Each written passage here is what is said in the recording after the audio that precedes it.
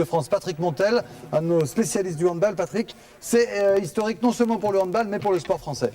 C'est incroyable, on a plus de voix, on ne sait plus que trop quoi dire. Ce qu'on savait, c'est que déjà la performance de Barcelone, vous vous souvenez, c'était une médaille de bronze, c'était déjà inespéré. 2 ans plus tard, alors qu'on disait que les bronzés étaient un peu en difficulté, et surtout, Patrick, il faut insister que le championnat de France n'est pas un très grand championnat, il faut bien le dire, qu'il n'est pas très bien structuré. Donc on se disait que c'était simplement un exploit, c'était simplement un miracle. Alors les Français sont vice-champions du monde, et cette fois, eh bien, alors qu'on on les disait encore un peu fatigués, un peu têtus, un peu caractériels, un peu fâchés, eh bien finalement, ils ont battu le vieux Saracevic et l'équipe de Croatie. Alors, on aura l'occasion de reparler de ce sorcier que vous voyez, qui s'appelle Daniel Costantini. Et de lui qui est réunionnais. Parce que la Réunion, c'est l'île du hand. Et Jackson Richardson, qui a encore une fois aujourd'hui explosé, vraiment. Et ce 23-19, croyez-moi, Patrick, il n'est pas prêt de s'effacer de nos mémoires. Lui, il s'appelle Kervadek. C'est le pivot de l'équipe de France. Il a remplacé Gardon. Gardon, il était avec Keke, avec Kerker tout à l'heure au commentaire. Il n'avait plus sa place sur le terrain. Il a déjà trouvé son remplaçant, Gerik Kervadek. Et pourtant, en face, les Croates, c'est pas n'importe quoi, croyez-moi. Avec ici le bras de Bilic, qui est un garçon qui aura fait beaucoup de mal. Cela dit, il faut penser que l'équipe de France avait 2 très jeunes gardiens, Delattre en première mi-temps, Martigny en deuxième, qui ont fait également oublier tous nos anciens. Merci Patrick. Télévision, voyez, c'était à l'INSEP il y a donc 10 minutes environ, et le public était comblé par cet exploit historique. C'était dans les studios et en direct sur France 3, et je peux vous dire que ça a été la fête dès le début de ce match, et ça s'est terminé comme vous le voyez. Le service public a été très honoré aujourd'hui de diffuser ce match de finale du championnat du monde. On va rappeler.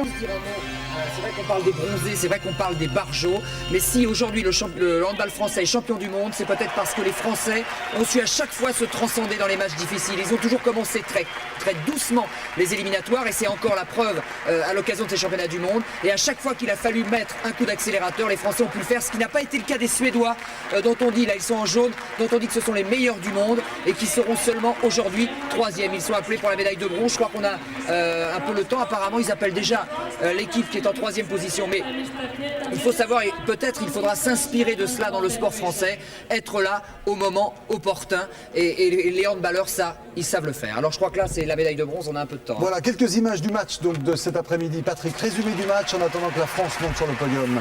Et on reviendra bien sûr dès qu'elle est devant son podium, l'équipe de France. Allez, on revient sur le match de cet après-midi. Des images, encore des images. Et les Croates sont en rouge, l'équipe de Croatie qui prend sa chance avec Saracevic, mais tout de suite c'est Richardson qui intercepte le ballon. Et Jackson Richardson, dans ces moments-là, vous le savez, il est absolument inarrêtable. Là, c'est la lucarne de droite qu'il a trouvé. Cette fois, il va croiser, et c'est encore Stefan Stoklin qui remet le ballon. Les Croates interceptent. C'est un début de match assez égal, mais très vite, les Français vont prendre l'avantage, même si ici, c'est Samaljic, le meilleur gardien du monde, a du mal à s'interposer. L'équipe de France qui va mener 2-1, qui va mener 3-1, qui va mener 4-1 et peut-être 5-1 ici avec ce bras superbe signé Stefan Stoklin. Les Français qui avaient choisi de sculpter leur coiffure, ça c'est celle de Gerik Kervadek, le nouveau pivot de l'équipe de France. Et croyez-moi, il n'a pas froid aux yeux, Kervadek. Les Français qui continuent à attaquer, cette fois c'est Grégory Anctil. Ça c'est encore aussi la nouvelle génération. Grégory Anctil, le joueur de Montpellier. Et puis encore Denis Latou dans ses œuvres qui arrive à décaler parfaitement Kervadek. C'est le score à la mi-temps, 11-6. On se dit alors qu'il faudra être très fort côté Croatie pour venir enlever à l'équipe de France le titre de champion du monde auquel elle tient tant. D'autant que c'est parfaitement reparti, toujours avec Kervadek qui fait une partie magnifique, à tel point que Costantini avait choisi de laisser Philippe Gardan hors de la feuille de match. Ça circule toujours aussi bien côté français avec une croisée pour Richardson. Les Croates ne savent plus très bien comment défendre sur cette équipe de France, d'autant que Richardson a encore ce petit coup de poignet magique. Le Réunionnais aura évidemment encore beaucoup pesé sur la partie, tout comme Laurent Munier ici, qui arrive à décaler Gaël Monturel qui est rentré en cours de match pour remplacer justement Gerik Kervadek. Les dernières secondes du match sont 100% françaises, et encore une fois Monturel qui a eu beaucoup de petits soucis revient maintenant parfaitement à la hauteur. Costantini est cette fois complètement libéré. Une dernière lucarne de Latou, c'est le 23e but français. L'équipe de France est championne du monde, 23-19. Gardan le disait tout à l'heure à l'antenne, il faudra se souvenir très longtemps de cet exploit, car véritablement c'est un exploit historique que l'équipe de France, que les barjots, que les bronzés ont signé aujourd'hui. C'est vrai qu'il fallait le signaler, on les appelle les barjots, les bronzés, ça fait pas toujours très sérieux, mais pour arriver à ce niveau-là, il faut être sacrément sérieux. Denis Latou en est un bel exemple, lui qui est un petit peu original, et quand même quelqu'un qui a une force de... Je crois un que c'est gros, ça. gros travail On derrière. dit d'eux que ce sont des caractériels, ils ont un mental extraordinaire. Et puis il y a un homme formidable, c'est sorcier. Costantini, Un sorcier. le coach. Alors, on va pouvoir retourner dans quelques instants là-bas. Pour l'instant, ce sont les Suédois qui reçoivent leur médaille de bronze. Vous voyez que la cérémonie est assez longue, donc on a encore le temps puisqu'il y a les Croates derrière et ensuite on verra simplement l'équipe de France sur la deuxième marche du podium. Peut-être avec nous Jean-François Kerkaert. Jean-François, vous êtes avec nous dans quelques instants. Vous nous proposerez une interview des joueurs, on l'espère, si la cérémonie n'est pas trop longue. Jean-François, l'ambiance à Reykjavik. World champions of the 1995 Jean-François. World Championship is...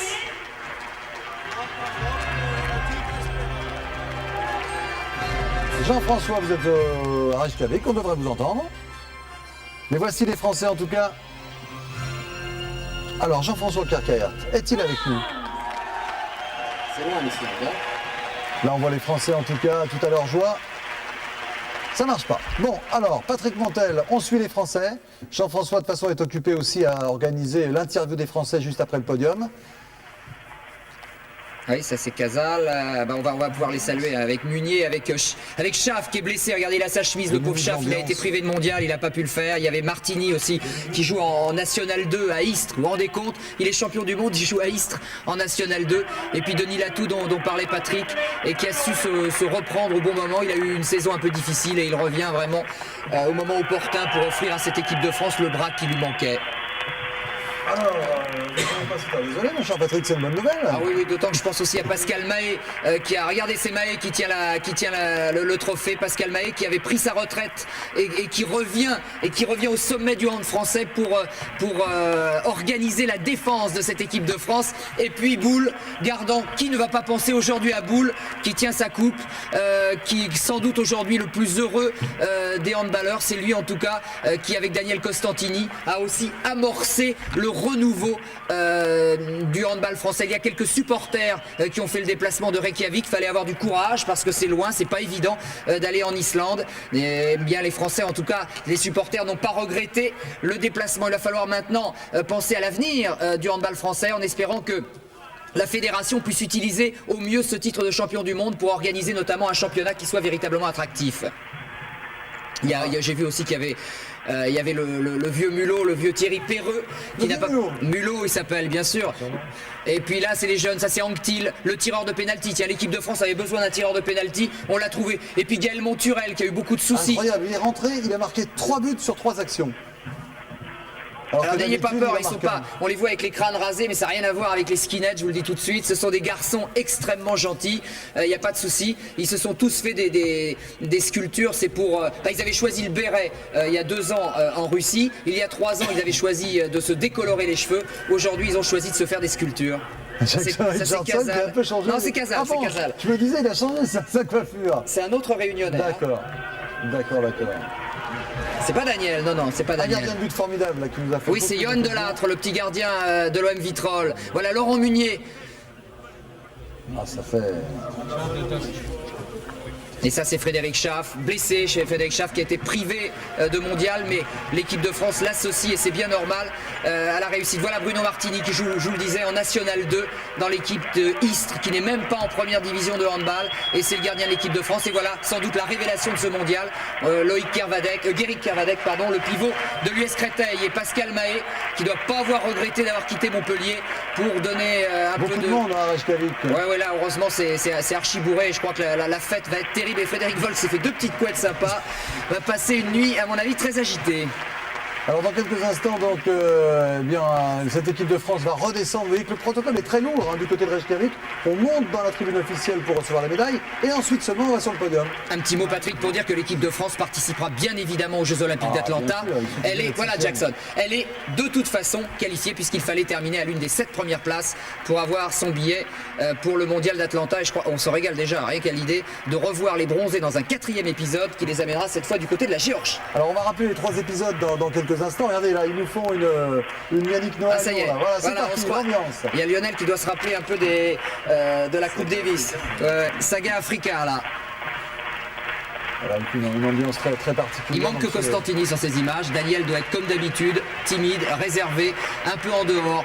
Il dit moi je parle aux journalistes quand ça va pas, quand ça va bien, je laisse les joueurs s'exprimer. Je crois que c'est ça aussi la philosophie de Daniel Costantini, c'est de prendre la pression pour les autres et ça il sait le faire. Voilà. Alors le grand moment, le voici, le voilà, ils vont monter sur le podium. On a vu des scènes de très belle sportivité avec les Suédois et les Croates tout à l'heure. Donc on voit qu'il y a un très bon esprit qui règne dans ce... Regardez, ils sont contents les Suédois, ils ont l'air contents de voir les Français. À mon avis, ils ne le sont pas tant que ça, je peux vous le dire. Hein. Oui, pour les connaître un petit peu, je peux vous dire que les Suédois pensaient bien être champions du monde. Ah oui, ils ont... Regardez, c'est parti, allez, on apprécie. Qu'est-ce qu'ils vont nous faire? Ils vont nous faire une entrée en mêlée. Ils vont nous faire une entrée en mêlée. Voilà. Ah, extraordinaire. Ça aussi, c'est le symbole de l'équipe de France de hand. Il n'y en a pas un qui veut tirer la couverture à lui. Ils sont tous soudés. Tous ensemble sur la même ligne. Alors Jean-François Carcart, on n'aura peut-être pas le temps de monter les interviews là, Ça va être dur, avec eux pour Stade 2, ce sera dans le journal de 20h autrement. Et tout au long de la soirée, donc sur France 2 et sur France 3. Une équipe de France fleurie, on ne voulait pas manquer ces images. C'est la première fois, on le répète, c'est historique, c'est la première fois qu'une équipe de sport collectif française remporte un titre mondial. Oui, Et on espère maintenant. Voilà, la Marseillaise.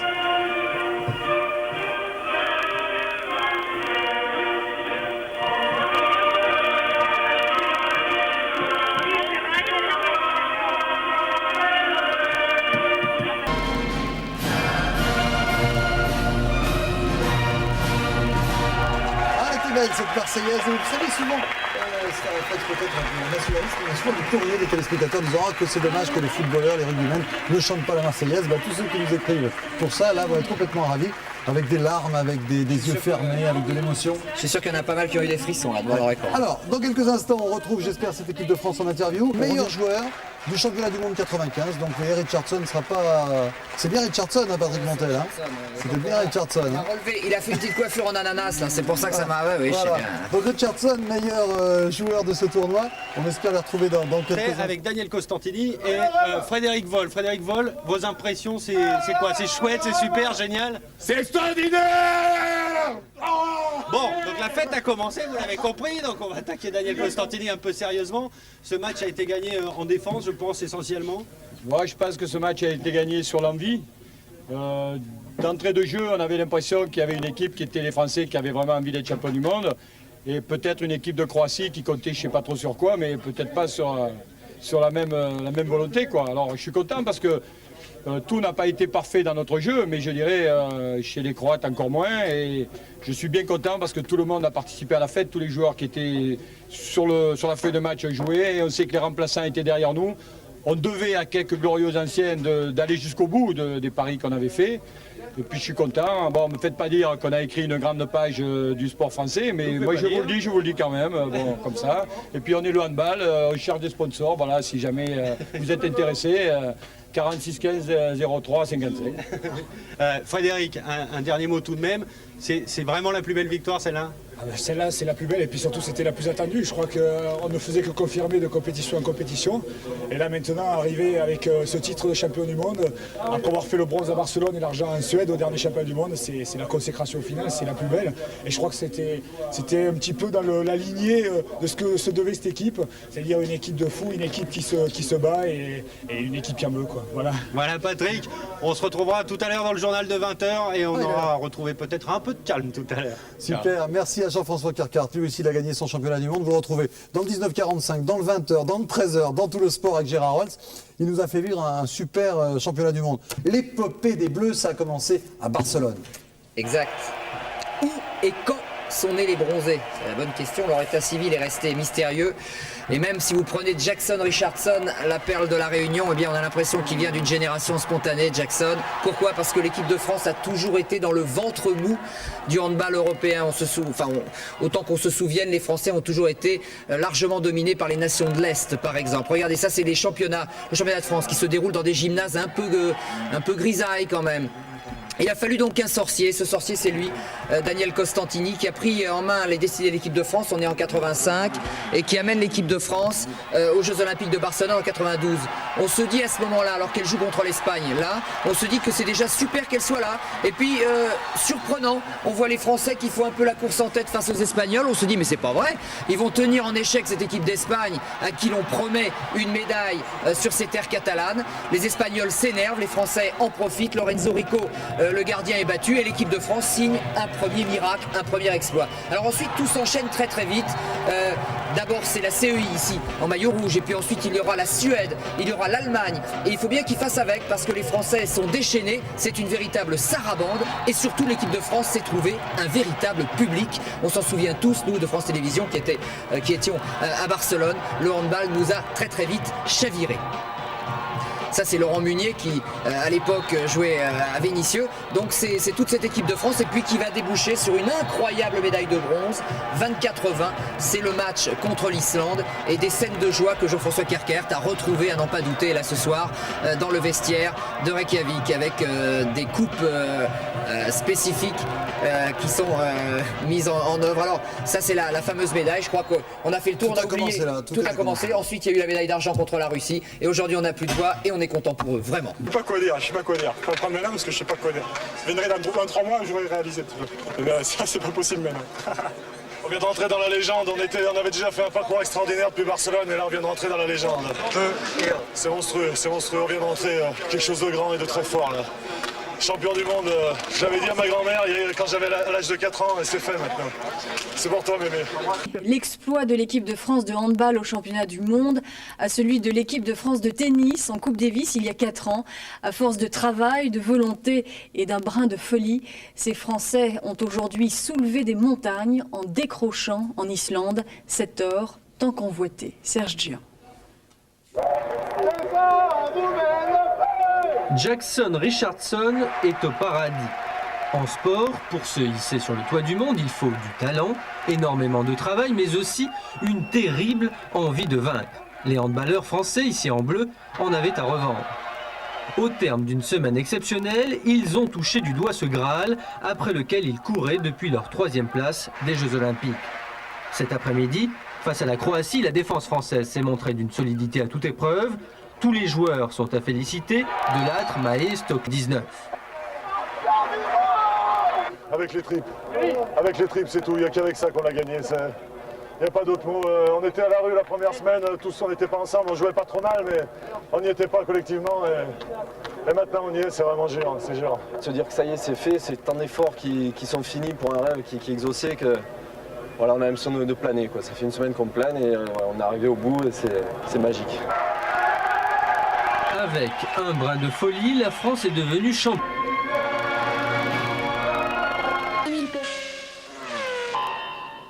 Les Français champions du monde de hand, un exploit historique. Jamais la France en sport collectif n'avait enlevé un titre mondial. Ce n'est plus le cas depuis la fin de l'après-midi.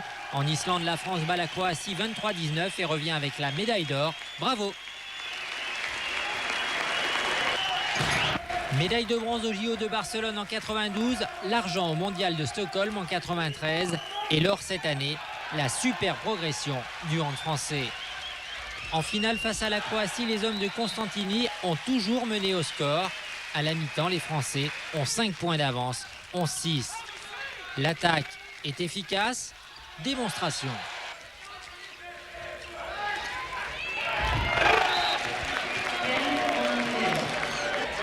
La défense est solide, la preuve.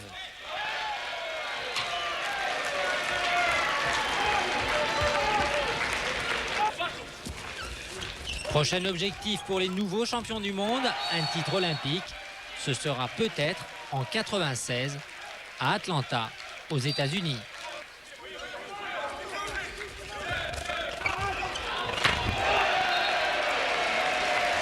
3-19 hier en finale à Reykjavik en Islande contre les Croates. Jamais dans l'histoire du sport collectif français, une équipe tricolore n'avait remporté un titre mondial. Un exploit inédit salué par Jacques Chirac, Alain Juppé et Guy Drut, tout nouveau ministre des Transports, et fêté comme il se doit toute la nuit. Les champions sont arrivés ce matin à Paris. Gilles Bornstein.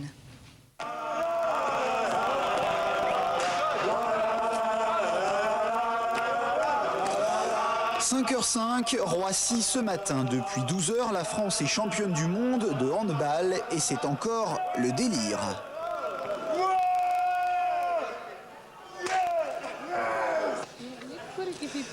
Vol régulier Icelandair, Paris-Reykjavik. Pour un équipage, la plus routinière des missions peut se transformer en cauchemar, au demeurant plutôt sympathique.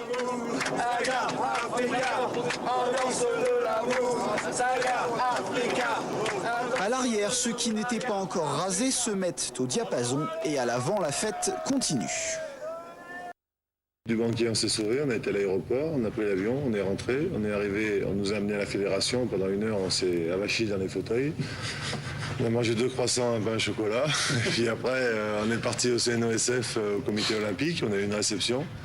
Et puis juste derrière cette réception, on était à la fédération, donc la réception de la fédération. Puis maintenant le plateau d'LCI, enfin c'est normalement on devrait être à l'équipe, mais exceptionnellement on a trouvé un ami à SDF qui nous a amenés ici.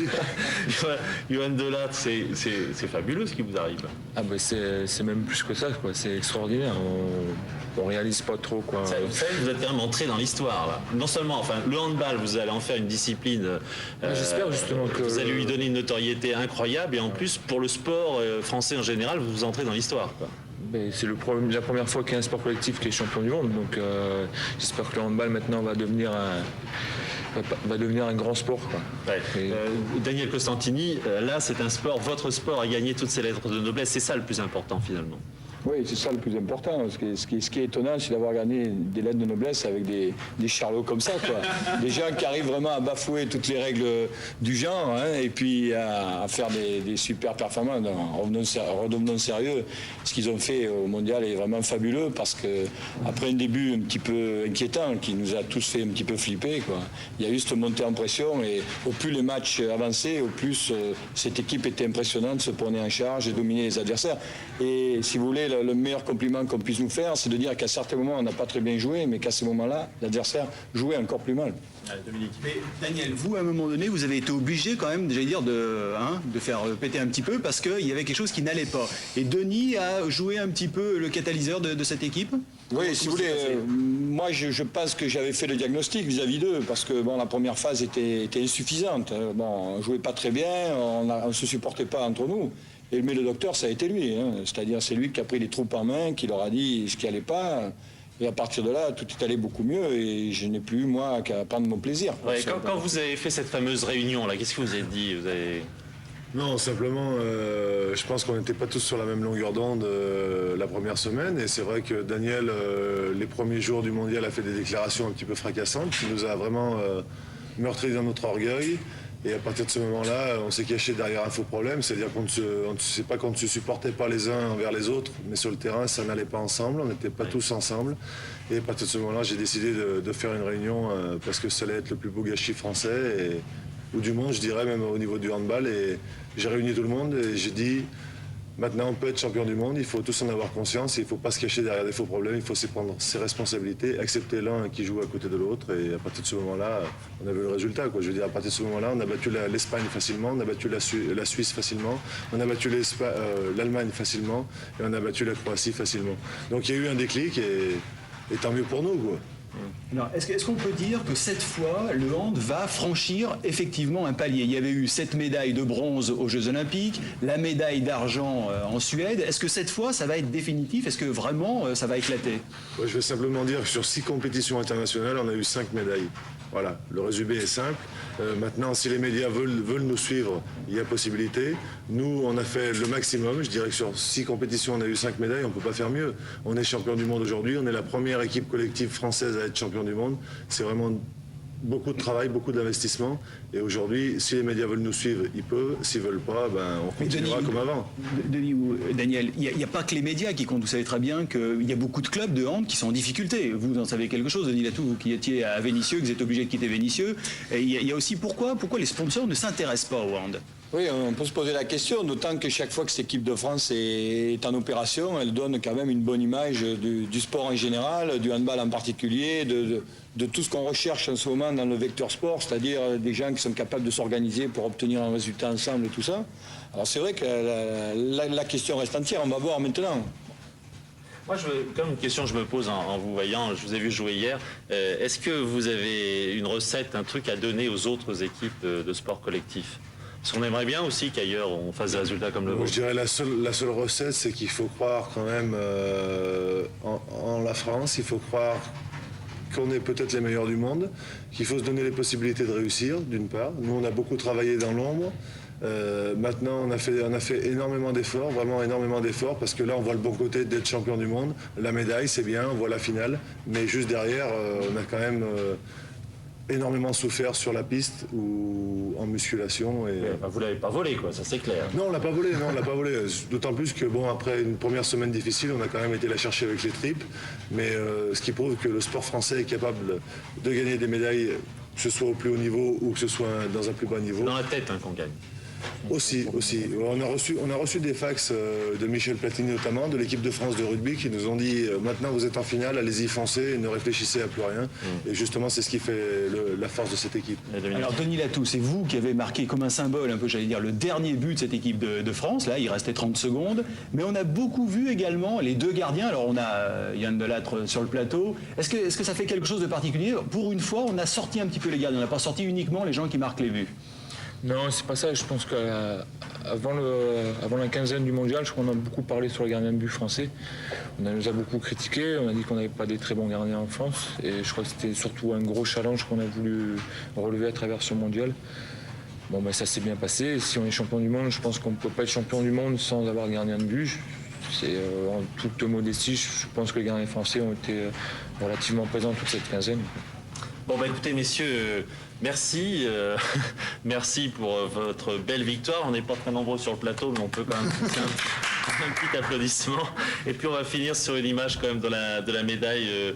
Denis Latou, si vous voulez bien la montrer à la caméra. On va finir sur cette belle image, de cette belle médaille d'or et sur votre victoire qui, je rappelle, fait de vous les champions du monde de handball. Merci à tous les trois. Encore une répercussion médiatique énorme comme la Coupe du Monde de football ou d'autres sports, d'autres compétitions, peut avoir une influence sur la popularité du handball? Ah oui, elle aura assurément une influence. Mais c'est à nous maintenant de travailler. Vous savez qu'il y a l'image, mais aussi derrière l'image, il y a tout un travail à faire pour que les jeunes le sachent, pour que les moins jeunes le sachent, etc., etc. On a tout un travail, nous, à faire, et je pense que dès demain, on va s'y attacher. Mais dites-nous, qu'est-ce que vous allez faire pour que le hand, enfin, j'allais dire, crève l'écran? Sorte des lycées.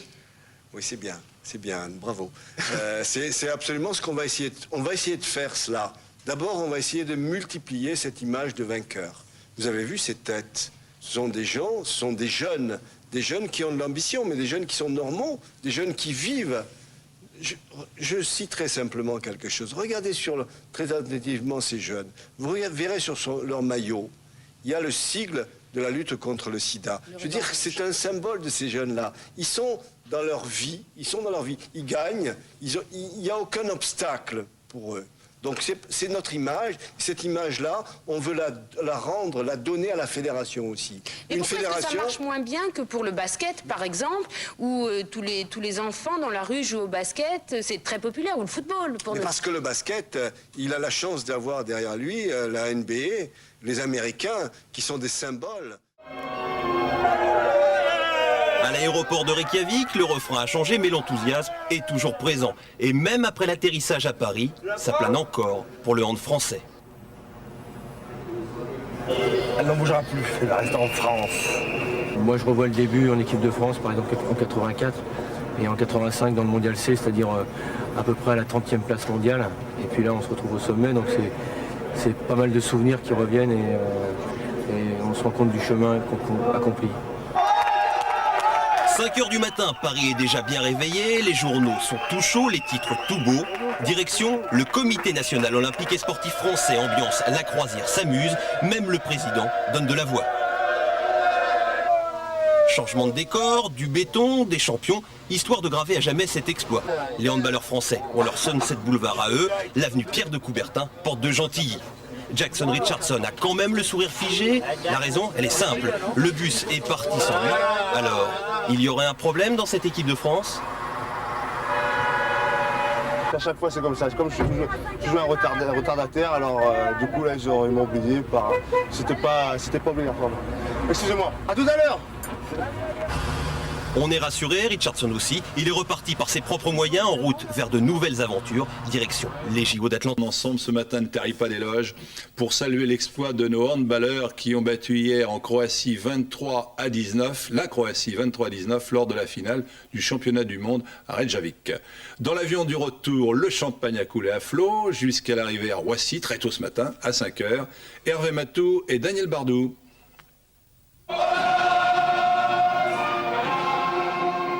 Une grande victoire, ça se fête en musique. Il y a d'abord la très officielle marseillaise, puis on glisse vers des hymnes moins protocolaires. Saga Africa par exemple, clin d'œil à une autre grande victoire du sport français, celle de Yannick Noah et son équipe en Coupe Davis en 91. Mais cette fois c'est un vrai trophée collectif que les Français ramènent à Paris, un trophée qui soudera à jamais ce groupe exceptionnel né pendant les Jeux Olympiques de Barcelone. La fête, à l'hôtel d'abord, dans l'avion ensuite. Un vrai cauchemar d'hôtesse de l'air, des skinheads agités mais bien pacifiques, qui goûtent la formidable progression du handball français, 20e dans la hiérarchie mondiale il y a 10 ans, premier aujourd'hui. Boule à zéro pour les quelques dirigeants qui avaient par miracle réussi à échapper aux tondeuses. Manifestement, les Français n'avaient pas encore épuisé toutes leurs réserves physiques dans la compétition.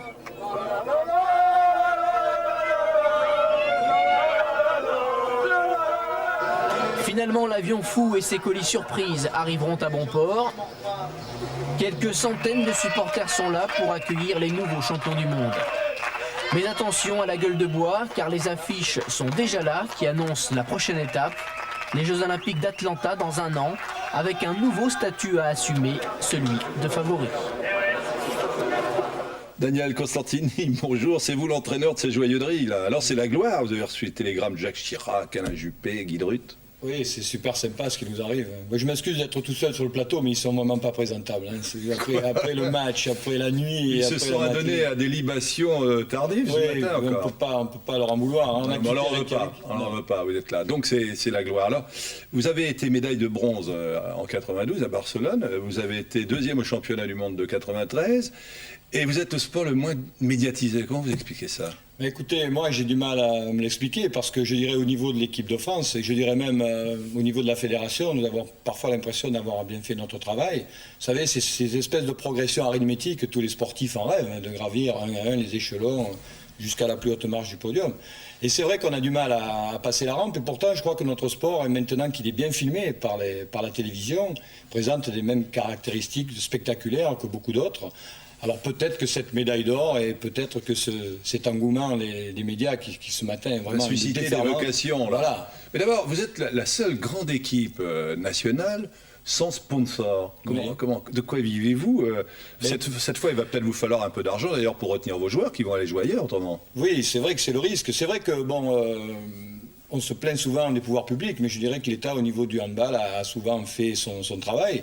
Mais c'est vrai qu'avec de bons résultats, dont les clubs sont devenus un peu plus ambitieux, les clubs étrangers commencent à tourner les regards vers les joueurs français. Et Richardson Jackson, notre joueur là qu'on a vu sur le tapis déroulant de bagages, a été élu meilleur joueur des championnats du monde. Donc lui, il risque d'être acheté, lui aussi. Exactement. Donc, si vous voulez, ce dont on a besoin maintenant, c'est de préparation décente pour pouvoir justifier notre nouvelle réputation. Ça veut dire ce que vous dites là, il nous faut de l'argent, c'est ça? Il nous faudrait de l'argent, il nous faudrait des gens qui ont envie de s'associer avec nous. Et quand on voit l'image que peut donner cette équipe, on pense qu'il y a... Je crois que vous n'aurez pas de mal dans les jours qui viennent à trouver les sponsors maintenant que vous êtes champion du monde. Quelle qualité athlétique il faut avoir pour faire ce sport? Écoutez, on dit souvent au niveau des milieux éducatifs que le handball est un sport complet parce que le handballeur, il court, il attrape, il saute et il lance un petit peu tous les gestes athlétiques. Et en plus, il faut être un petit peu roublard, un petit peu agressif et un petit peu provocateur quelque part. Donc je pense que c'est un sport finalement qui est assez intéressant en plan éducatif, ça on le sait, mais qui développe en ce moment des qualités assez éclectiques.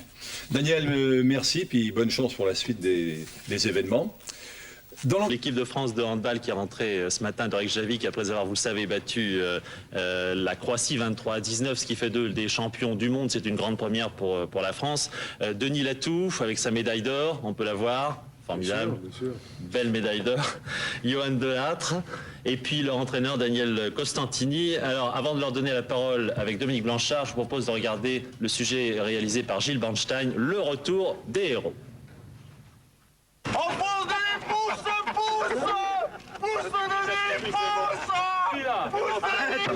16 visages gravés dans le béton, ceux des premiers champions du monde, le premier titre mondial de l'histoire du sport collectif français et donc pour le handball.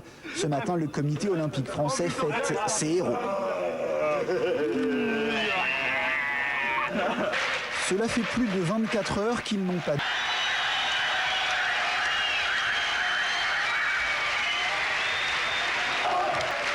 L'équipe de France bat la Croatie en finale 23-19, 2 mètres, 100 kilos et des...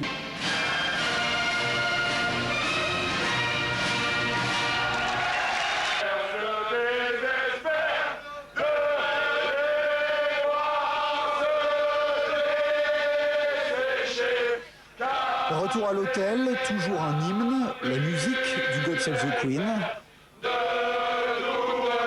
Mieux vaut ne pas comprendre les paroles. Vol régulier Islander, Reykjavik, Paris. Pour un équipage, la plus routinière des missions peut se transformer en cauchemar, au demeurant plutôt sympathique.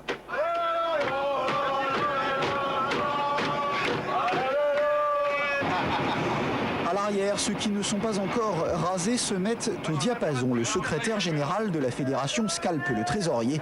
Et à l'avant de l'appareil, la fête continue.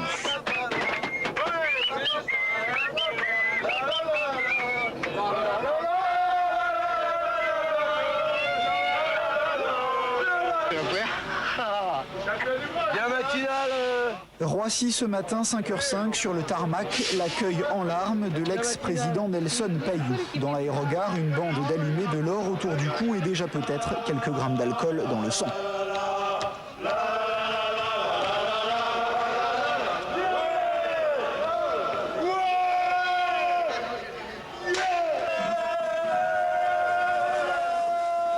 Direction le comité olympique français pour un petit déjeuner au champagne bien sûr. Et puis traditionnelle séance de photos. D'abord recto, puis ici verso et enfin la bétonnière. Dis donc, est-ce que vous avez dormi? Non. Pas du tout. Je veux pas. Non. Ça se voit pas trop. Non, mais pas sur maquillage. Qu'est-ce que vous avez fait là depuis tout à l'heure? On a fait le match. Oui. L'après-match. Après, on a fait les télévisions. Oui. Après, on a fait la presse. Après, on a fait l'hôtel. Après, on a fait le banquet. Au milieu du banquet, vite fait. On a fait le banquet. Au milieu du banquet, on s'est sauvé. On a été à l'aéroport. On a pris l'avion. On est rentré. On est arrivé. On nous a amené à la fédération. Pendant 1 heure, on s'est avachi dans les fauteuils. On a mangé 2 croissants, un pain au chocolat. Et puis après, on est parti au CNOSF, au comité olympique. On a eu une réception. Et puis, juste derrière cette réception, on était à la fédération, donc la réception de la fédération. Qui m'attend le plateau d'LCI. Enfin, et puis, normalement, on devrait être à l'équipe, mais exceptionnellement, on a trouvé un ami, un SDF, qui nous a amenés ici. Johan Delatte, c'est fabuleux ce qui vous arrive. Ah ben c'est même plus que ça, quoi. C'est extraordinaire. On réalise pas trop. Et on est assez fiers, il faut l'avouer, d'avoir suivi au jour le jour dans tout le sport la marche triomphale de ces champions, en particulier grâce au boulot de nos envoyés spéciaux, c'est-à-dire M. Kéké et M. Goupillon. Ils les appellent, eux, les Gaulois. Et ça tombe bien, car ce soir, apparition d'une nouvelle rubrique dans TLS, d'un petit coq olympique qui va marquer tous les reportages que l'on diffusera à propos d'Atlanta. Les Gaulois, côté cœur et côté coulisses. Reportage Kéké, Goupillon. Ils sont rigolards quand ils ne jouent pas. T'as donné un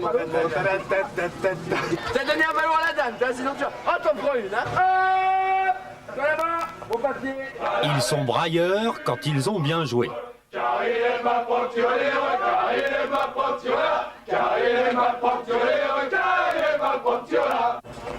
Ils sont décontractés avant de jouer.